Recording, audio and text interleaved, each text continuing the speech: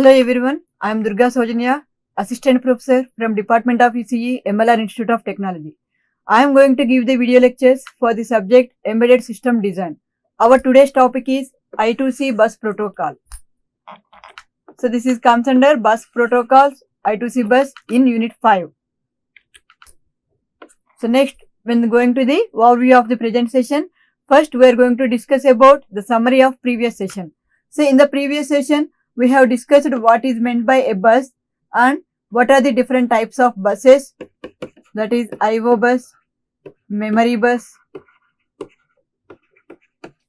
parallel bus, serial bus and wireless bus and internet bus. So these are different types of buses used for transferring information from processor to the IO devices, or we can call that as interfacing IO devices with the embedded processor. So here in these buses, the most popular bus which is used for transferring information between the processor and the IO devices is I2C bus. So I2C bus is nothing but integrated interconnected circuit bus. So here in this session, we are going to discuss about this I2C bus, interconnecting number of device circuits, synchronous serial bus communication, I2C bus protocol, and what are the disadvantages of this I2C bus. Going to the present session. So first, interconnection of number of devices.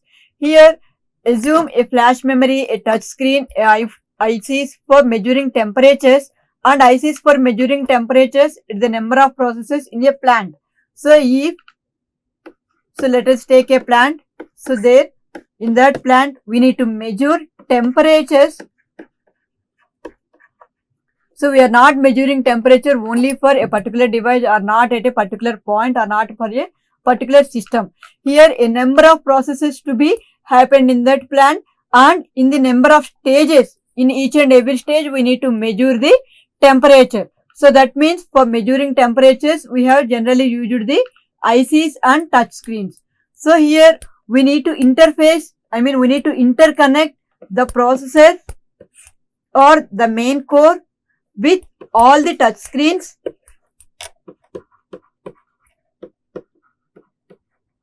and what are the ICs used for measuring the temperature. So that here we need to interconnect from core to the touch screens and core to the ICs and from ICs to the touch screen. So all these three components are to be interconnected. Here these ICs, there are number of ICs are there in each stage.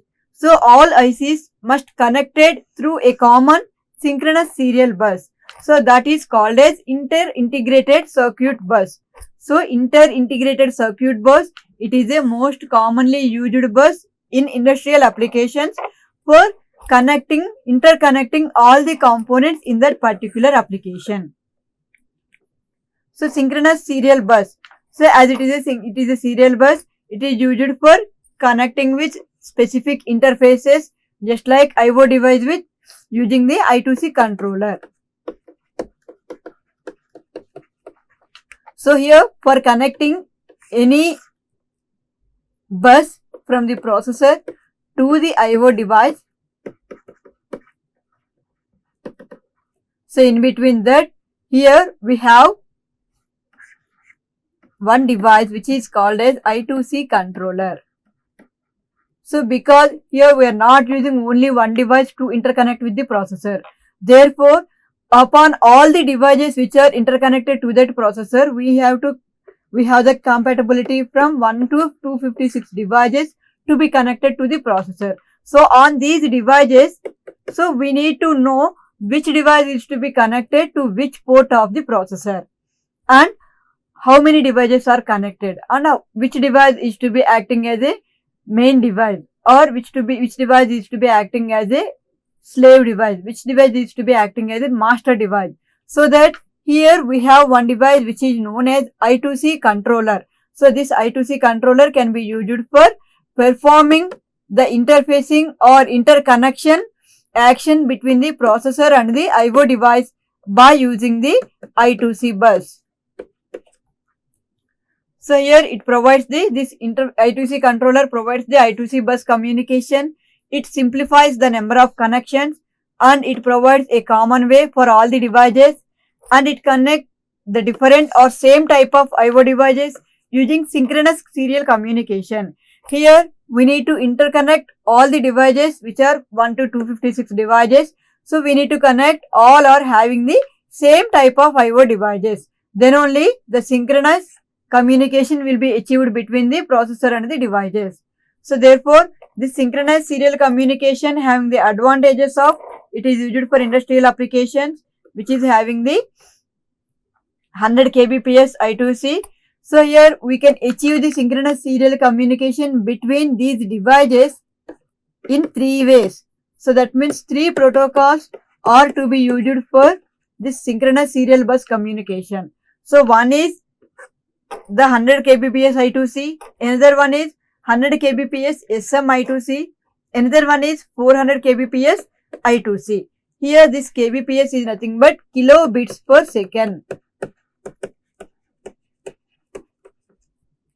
So in these 3 standards, in the first standard it can transfer 100 kilobits per second by using this I2C bus in industrial applications. So in the second one, in this also it can transfer 100 kilobits per second using the I2C bus. So in this third standard, we are transferring the 400 kilobits per second using the I2C bus, and it can be designed up to the 2 meters. It will cover up to the distance of 2 meters. And next, I2C bus. So I2C bus is nothing but it is a serial bus which is used for interconnecting all the I/O devices. Here it is interfaced and it is integrates any system that uses the I2C bus. Here we are having the I2C controller. Here we have different types of I/O devices are to be interfaced by using this serial I/O bus. This is the I2C bus and this is the controller. So each device can be connected to processor, each processor. So are different ports of the same processor. So here this is the construction of I2C bus. Here in this I2C bus there are 2 signals are there. One is clock signal, another one is data signal. Here the clock signal is used for enabling the I2C controller and it provides the control signals from the controller. So that means which device is to be enabled and which device is to be disabled. And data signal is used for transferring the data from one device to another device. Here this is one I/O device, this is second I/O device, this is third I/O device. So here each device is connected with the one data connection and one with clock pin connection. So that means here this clock signal is used for controlling all the devices. So here it has 2 lines. So which is one is for the clock, another one is for bidirectional data. So each device has an address with which the data transfer takes place. So here the address will be given by each device by using the clock signal. Whenever clock signal is given to the controller sends the address of the data. So from the first I/O device to the second I/O device. So then from that address the I2C bus will collect the data and transfer that data to the second device. So the master can address 127 other slaves at an instant. So upon all these devices, if we have 128 devices are there. So 127 here. In this example, they mentioned it is a 7-bit address can be used for connecting with each device. So 7-bit address means 2 power 7 I/O devices are to be connected. So 2 power 7 is 128. So therefore, in 128 devices, one device can be used as master and all other devices can be used as slave devices. So that means here in these 128 I/O devices, one will be used as a master device, all other 127 devices are used as slave devices. That master device will enable control signals to all the slave devices and it will send the clock signal to all the slave devices. Master has a processing element known as bus controller, so which is used for interfacing I2C bus to the circuit. Here each slave can be used for processing elements, that means transferring the data. So the number of masters can be connected on this bus. So here master is only one and it will initiate the serial data and serial clock pulses. So from the master, the serial data pulse and the clock pulse will be enabled to all the slaves. So next, this is the I2C bus protocol. So here this is the data format which is used for transferring through the I2C bus. Here in this, the starting bit is known as the start bit, so which indicates that the device will start the data transmission through this I2C bus. So the master device will send the request to all the slave devices about the start bit. And next, second one indicates the start address bit. So start address bit means here it indicates from which device the data is transferred. So that is given in the start address. And next, read write indicating bit.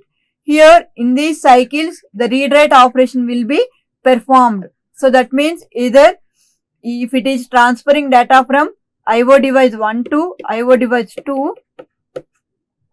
So that means here if IO device 1 is the master device, so that means it sends the data to the IO device 2. So that means read operation will be enabled.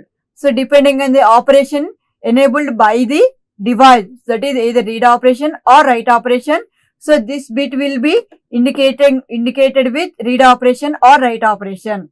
And this is the acknowledgement bit which is developed by the second device. So if the master device sends request to all the slave devices to which the data will be transmitted, that slave device will be reacted and it will send the acknowledgement signal to the master device. So after getting the acknowledgement bit, so the master device will send the data through this data bus and through these bits. And next, after completion of data transmission, so the second device which received this data, it will send the acknowledgement bit that it indicates that it receives the data. So then whenever this acknowledgement bit is received by the master device, so then the stop bit will be enabled, which indicates that the data transmission is completed. Here the first bit indicates the start bit and the second bit indicates the address field. It is the slave address which is the from which the data being sent by the master. And third bit is the control bit which indicates either read operation or write operation. And fourth bit is the control bit which gives the acknowledgement. And fifth bit is the data byte which is the data to be transmitted. And sixth bit is NACK, that is negative acknowledgement which is received from the receiver. So here this is the third bit is the, so this one, the fourth bit. The fourth field is the acknowledgement sent by the slave device so that it is ready for receiving the data. So in the same way, after data transmission also, the slave device sends the acknowledgement that the data transmission is completed. So next, seventh bit indicates the stop bit. So this is the I2C bus protocol. So next, the disadvantages of this I2C bus is the time taken by this algorithm or time taken by this bus is very more compared with other buses. If the slave hardware does not support the master hardware, so then it is not possible to transmit data through this I2C bus. And certain ITs cannot support this protocol. And open collector drives at the master need a pull-up resistance of 2.2 kilo ohms on each line. So that means separate pull-up resistor configuration can be added to the I2C bus circuit, so to transfer the data without having any delay and without losing any data from the sender. So these are the disadvantages of I2C bus.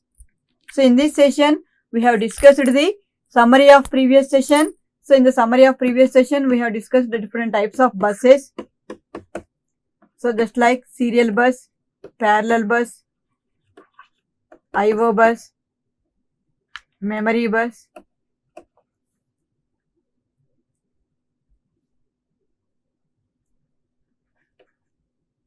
networking bus, that is internet bus or wireless bus.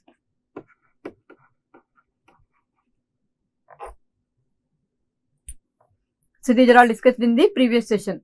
In today's session, we have discussed already what is the interconnection to be happen during all the devices and how can we enable synchronous serial bus communication by using the I2C bus.